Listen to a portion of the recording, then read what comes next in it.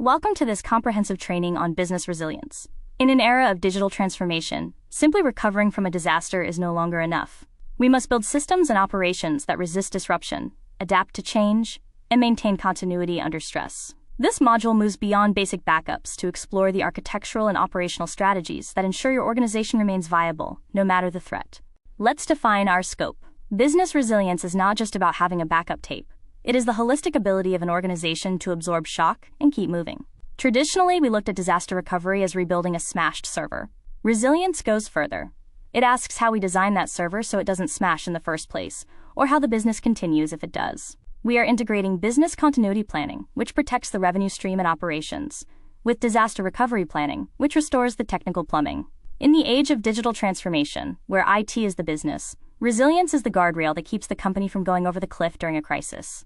Our goal is ensuring viability, not just recovering files. This mind map centers on business resilience. On the left, we see the proactive strategy branch. It's about prevention and adaptability. On the right, the core components split into BCP, business focus, and DRP, IT focus. At the bottom, the drivers like digital transformation push this need. This visualizes resilience as a central strategic pillar supported by both planning and technology.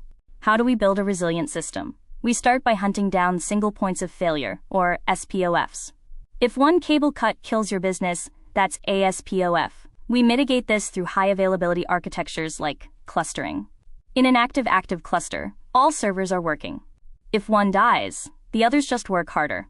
In active-passive, a backup server sits idle, waiting for a heartbeat signal to fail before it jumps in. We also look for fault tolerance at the hardware-level redundant power supplies, UPS, and network cards.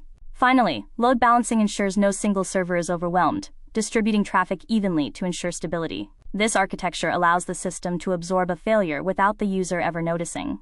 Here is a resilient architecture. The user request hits a load balancer. It distributes traffic to active nodes A and B. Notice node C is dashed. It is a passive node, waiting for a failure. All nodes connect to a shared database. If node A fails, the load balancer instantly redirects traffic to node B or wakes up node C, maintaining continuous operations. Before buying technology, we must understand the business through a business impact analysis, or BIA. This is the foundation of resilience. We don't protect everything equally because that is too expensive. We perform criticality analysis to rank processes. Critical processes, like processing payments, must be up immediately. Non-critical processes, like the cafeteria menu, can wait. The BIA maps these processes to the IT assets they need. Crucially, the BIA provides the data financial loss per hour, legal penalties, that justifies the budget for your resilience strategy. If you skip the BIA, you are guessing at what matters. This flow shows the BIA logic. We start by identifying processes. We determine impact. What happens if this stops? This leads to a criticality ranking. Based on that ranking, we set specific recovery targets like RTO and RPO. Only then do we develop strategy. The criticality ranking is the pivot point. It dictates whether you buy a cheap backup tape or an expensive mirrored data center. We quantify resilience using specific metrics. RTO, recovery time objective, is about downtime. How long can you wait? If your RTO is 4 hours, you must be back up in 4 hours. RPO, recovery point objective, is about data loss. If your RPO is 24 hours, you are accepting the loss of a full day's work. MTD, maximum tolerable downtime, is the absolute limit cross this, and the business might fail permanently. We also have SDO, service delivery objective, which defines the level of service during a crisis. Maybe we only process 50% of orders. Management must balance these targets against cost. Zero downtime and zero data loss are possible, but they are incredibly expensive. This timeline visualizes the metrics. The last backup point sets the RPO. The gap between backup and the disaster strikes event is the data loss. The period from disaster strikes to resumption is your RTO, the downtime window. Finally, we must achieve full recovery before hitting the MTD limit at the end, or the business faces existential failure. Data is the lifeblood of the organization. We protect it at the hardware level using RAID. RAID 1 mirrors data on 2 drives, safe but expensive. RAID 5 uses mathematical parity across drives to survive a failure efficiently.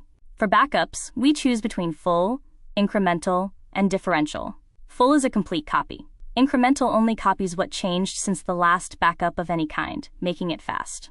Differential copies what changed since the last full backup. We apply the 3-2-1 rule. Keep 3 copies of your data on 2 different media types, like disk and cloud, with 1 copy stored off-site.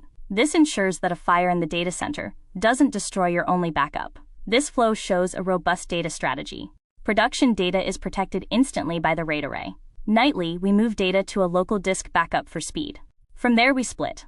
One path replicates to offsite cloud storage for disaster recovery, and another path goes to deep archive tape for long-term compliance. This eliminates single points of failure. If the primary data center is a smoking crater, where do we go? We select an alternate site based on our RTO. A hot site is fully mirrored and ready to go in hours. It's expensive but necessary for critical banking or safety systems. A warm site has the connections, but needs the computers installed and data restored, good for 24 to 48-hour recovery. A cold site is just an empty room with power and air conditioning. You have to buy and install everything.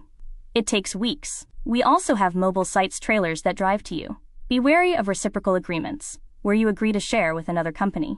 If a regional disaster hits you both, the agreement fails. Your choice depends entirely on your disaster tolerance. This chart maps the trade-off. Top right is the hot site, fast recovery but high cost. Bottom left is the cold site, low cost but slow recovery. The warm site sits in the middle. Reciprocal agreements are low cost but unreliable. Management must decide where they sit on this curve. Do they want to save money or save time? Our systems are useless if they can't communicate. Network resiliency is vital. We use diverse routing, which means splitting cables into different physical conduits so a single backhoe doesn't cut both lines. Alternative routing goes further, using different mediums like having a fiber line and a backup satellite or microwave link. We focus on last-mile protection, ensuring the connection from our building to the ISP has a backup loop. For long distances, we use long-haul diversity. A mesh network topology is the ultimate resilient design, where nodes connect dynamically to others, automatically routing around any broken link. This diagram illustrates alternative routing. Path A, green solid line, connects the office to the internet via fiber. Path B, orange dashed line, provides a completely separate path using microwave to a backup ISP. If the fiber is cut, the microwave link maintains connectivity. This is true network resilience. Finally, resilience is not a set-and-forget project. It requires validation. We use a hierarchy of tests. We start with a checklist review reading the plan, then a tabletop walkthrough, where the team role-plays a disaster in a conference room. A simulation tests specific responses without touching live systems. A parallel test spins up the backup site to process data alongside the live site.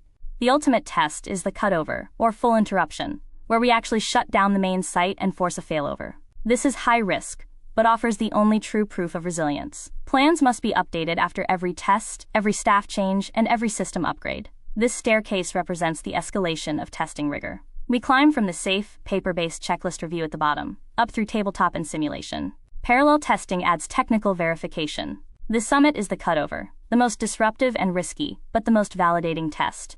You cannot jump to the top without mastering the steps below.